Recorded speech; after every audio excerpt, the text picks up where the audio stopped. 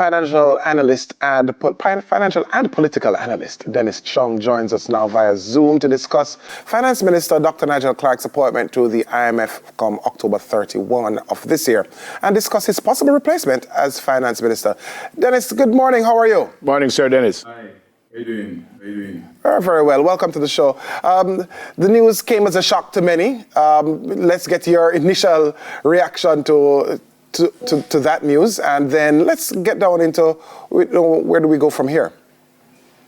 Yeah, it was shocking, not surprising to me though, right. Because if you know Dr. Clarke and you look at what he has done with the fiscal program, the management of the fiscal in particular, the management of the budget. I mean, 8 years of no new taxes. Never will be old enough to remember when every year before a budget, we used to hold on to the edge of our seats and say, boy, who is going to be taxed this year? And you think about the fact that Jamaica, starting with Peter Phillips in 2013, actually had crafted an IMF program, and this wasn't a program that was given to us by the IMF, but it was crafted primarily by stakeholders in Jamaica and accepted by the IMF, and it's second to none in the world. Now, if you have a program like that, then obviously the people who have made that work and executed it well, they're going to be highly regarded by the international community. So it wasn't a surprise to me that Dr. Clarke was asked to take up this position. Yeah, you made mention of 8 years with no new taxes. Besides that, is there any other significant highlight, something that really jumps out at you from Dr. Clarke's stewardship of the ministry? The 8 years of no new taxes, the fiscal surpluses on the account, and the debt to GDP ratio coming down to in the 70% region. Those things are significant. People don't understand.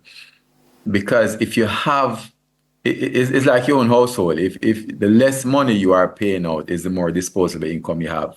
Right. And what that has done is given us more disposable income to spend on capital projects. Now, the problem with infrastructure that we're seeing today is as a result of the reduction in capital expenditure in the 1990s and the early 2000s, which some of us were saying at the time, this is going to impact us in the future.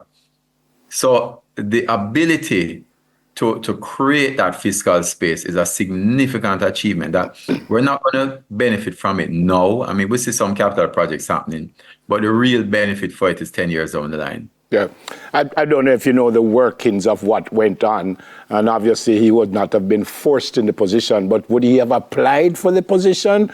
Or they just say, I like what this gentleman is doing, let's offer him the position. As I said, might not be a fair question because I'm not certain if you know, but... I suspect, Neville, that he was offered the position because at that level, people are normally headhunted. Yeah. Right. So I suspect he was offered the position. And his role overall, I know they say deputy manager, but his role overall would be what, as far as you know? Well, as deputy managing director, I'm sure they'll give him responsibility for a region. It could possibly be the region that he's coming from, right, which is Americas.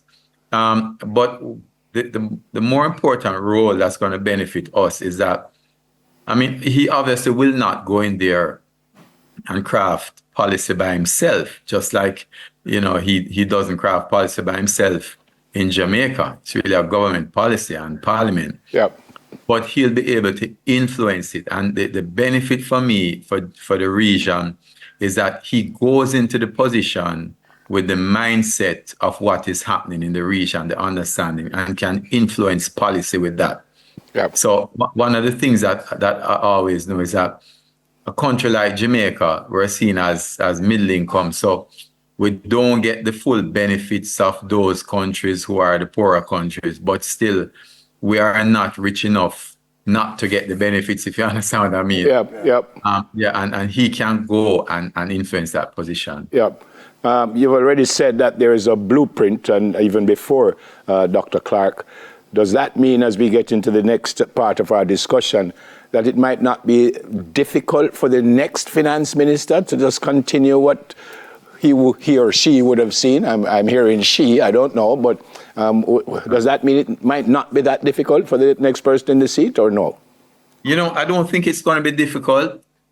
As I've said before, if they pick the right person, the person that instills confidence from all stakeholders, the Jamaican public, the parliament, the international community, that is really just continuing. Because if you think about it, Dr. Clark's role really is one of being the face of the finance ministry and policies and saying, hey, this is the direction we're moving in, and looking at the overall strategy implementation within the ministry. But the policy itself, in terms of how we're moving forward, would have been a policy of the government and parliament. It is parliament, and I reminded as Peter Phillips, who started, I said, hey, we are going down this fiscal road. Mm-hmm. The implementation and execution of it is left to the ministers of that policy, mm-hmm. and that's where we come in. And therefore, the most important thing in finding a replacement is someone who from day one has a confidence of the various stakeholders, so that you don't have someone who there's any question around or who you're going to build the confidence around. Someone who I think should be seen as apolitical in decisions also. That I think is going to be very important. Yep. And following immediately on those comments, who are a couple of the people that you think could be up for consideration? I mean, we do hear some names, but let's hear from you about that pool, so to speak. So for me, I mean, in terms of persons who are elected in the House, right, and the lower house, for me it would be Favour Williams. I think that she has the temperament certainly to lead a finance ministry. She was there before. Right. She has a significant financial background. I've known Favour for quite a while. I know where she used to work. And she's level-headed, right? So I think she will be the obvious choice from the elected representatives. If we were to go to the upper house, that's the Senate, then obviously someone like an Arbin Hill. He made NCB the #1 bank in Jamaica, which is a mammoth task, right? Arbin Hill, you'd have a Don Webby. I don't think Don would leave Grace Kennedy, right? Or I don't know, to do that. And then you have people outside of it. So the trick is that if you are going to go outside of Parliament or outside of elected representatives, then you have to keep a by-election and usher that person in, just like what was done with Dr. Clark, right, and what was done with Omar Davis. But I think that there are people there that can carry that mantle. As I said, policy is not going to shift. So there's no need to worry about policy shifts, because, I mean, Julian Robinson, I was on with him yesterday. He also said that, hey, this is the direction Parliament is going in terms of the responsibility. But the execution, implementation, and the confidence are the things that we need to look for in a new person. Now, given that policy is already in place, the direction is clear, it is set, we are on a path, what then would the new finance minister have to do day to day? Well, they would have to make sure that the policy and the strategy is implemented. So something like putting in place the fiscal policies to drive growth. And where we are, for example, right now with inflation as is and interest rates at 6.75%, getting that balance and working with the BOJ, because I think the BOJ should have gone on 50 basis points, but I don't think they can go much lower than that.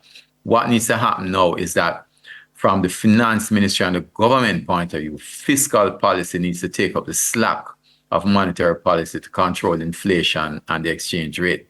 So those are some of the things they're going to have to do. How are they going to ensure that policy? Because you know that in this country, we always come in Parliament and say, oh, we're going to do this and that, and then it never get done for 10 years. Yeah.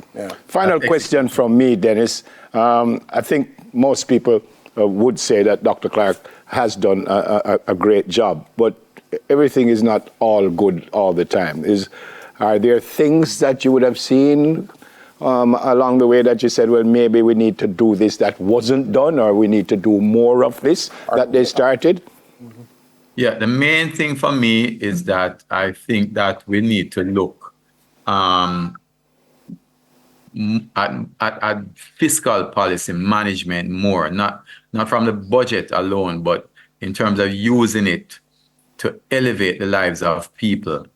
So, for example, I would put more money. A lot has been put already, but I'd put more money, for example, into the public transport system. I'd put more effort into getting the renewable energies on the grid. I mean, that's primarily driven by Minister Vaz, but the support has to come from places like the Ministry of Finance. So from a fiscal policy point of view, I think that more can be done. I think the bureaucracy might be causing a little of the issues, and therefore one of the things I think that we're a little slow on is dealing with the issue of bureaucracy and the procurement process in particular, and also public sector reform. I think we've done a lot, but I think that we need to move more and more towards performance-based public sector performance. Okay. Yeah.